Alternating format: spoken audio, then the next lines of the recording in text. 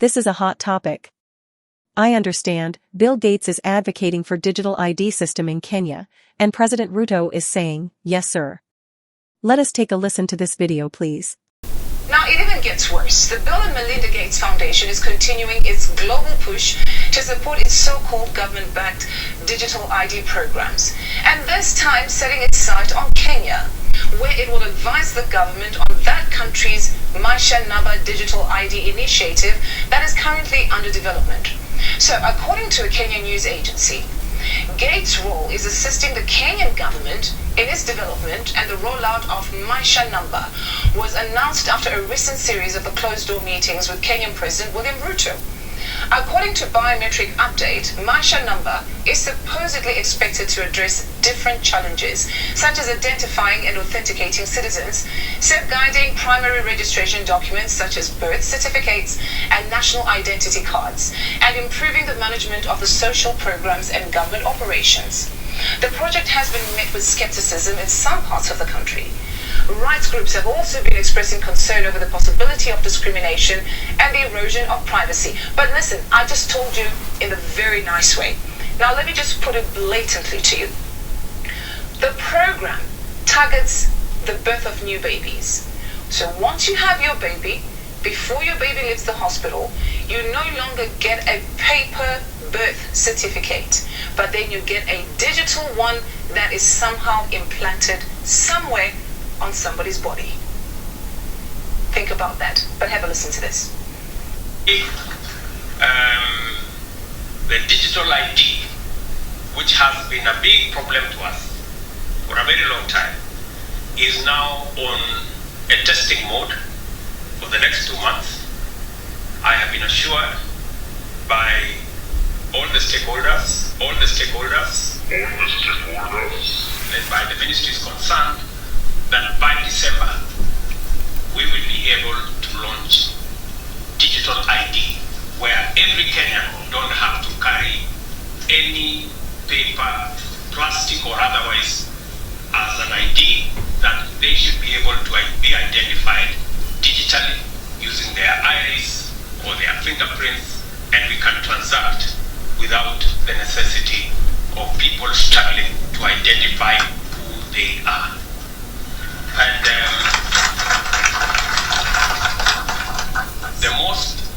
the proudest part of it is that we don't have to spend the billions that we have spent on all the other manenos, as all of you know.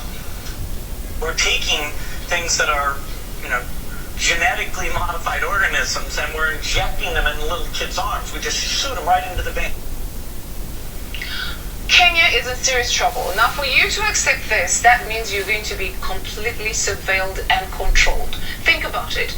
So they have targeted the new babies, of course, even the ordinary citizens, the grown-ups, the young ones, the teenagers, and even the elderly ones will receive this digital ID. But they will then create a new generation where they'll be completely under this digital ID and they have no choice. And you wonder why Professor Lumumba calls some African leaders thieves or sellouts. What is wrong with some Africa leaders, you may ask? While implantable chips offer convenience functionality, they also raise privacy and ethical concerns. People's willingness to adapt such technology varies, but it continues to be an intriguing area of exploration. Has the Kenyan government stopped to have a serious look at the chip rejection by the body? And not to forget, the encapsulation material of the implants may play a crucial role in mitigating unwanted tissue reactions. Has Ruto considered that possible psychological impact of having a foreign object in the body? This can have psychological effects on some people, including discomfort or anxiety about being chipped.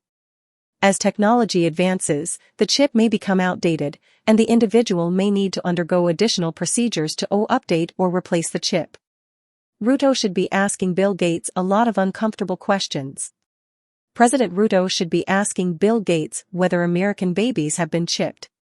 And if not, why not? The president should be asking Bill Gates, why Kenya? In a pivotal meeting, Bill Gates, the philanthropist and co-founder of Microsoft, has presented a compelling case to President William Ruto of Kenya.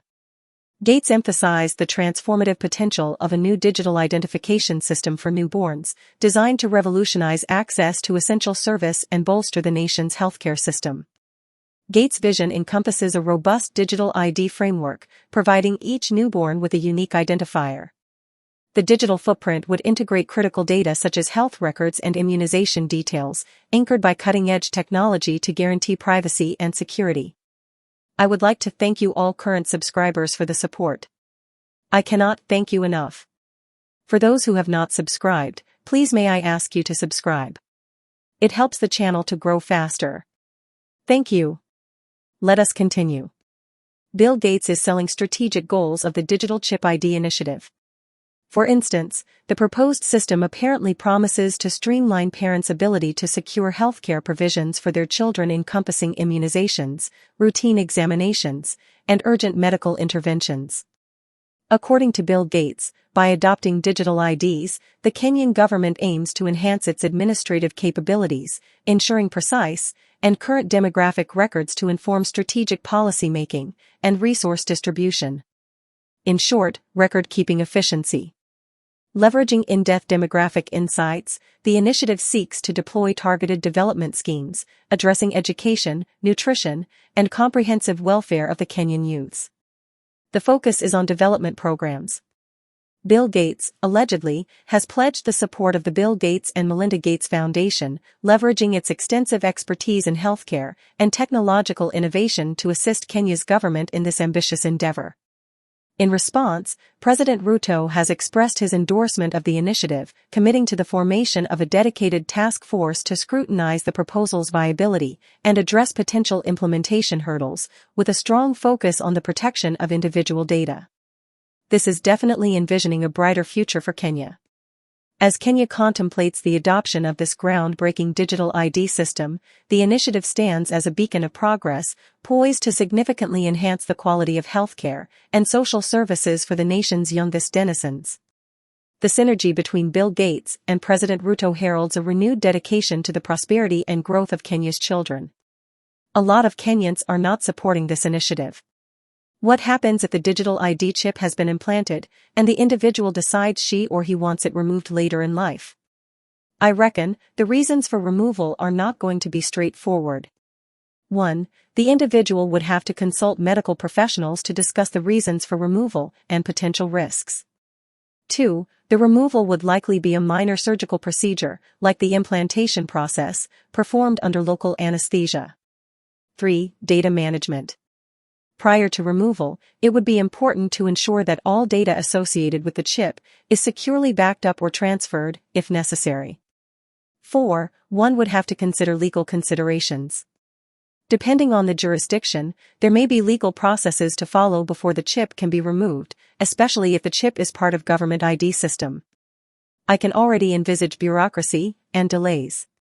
Let us take a look at the advantages of the implanted chip ID. 1. Implantable chips can facilitate seamless transaction, such as making payments or accessing public transport, without the physical need for cards or cash. 2. The chip can serve as a fast and reliable form of identification. It would potentially replace Kenyan passports, driver's licenses, and other ID forms. 3. In an emergency, these chips could provide quick access to the person's health records, allergies, and other critical medical conditions. 4. Since the chip is implanted, it would reduce the risk of losing or important information being stolen. Let us take a look at the risks of the chip. 1. There are significant privacy issues related to the storage and potential misuse of personal health data that might be stored on the devices. 2. The risk of identity theft and the threat to human freedom and autonomy are major concerns. Unauthorized access to the chip could lead to stolen identity. 3. There are health risks such as adverse tissue reactions, and the possibility of the chip migrating within the body, and the risk of infection at the implant site. 4. Technical challenges. Compatibility with medical equipment, especially MRI machines, is a concern.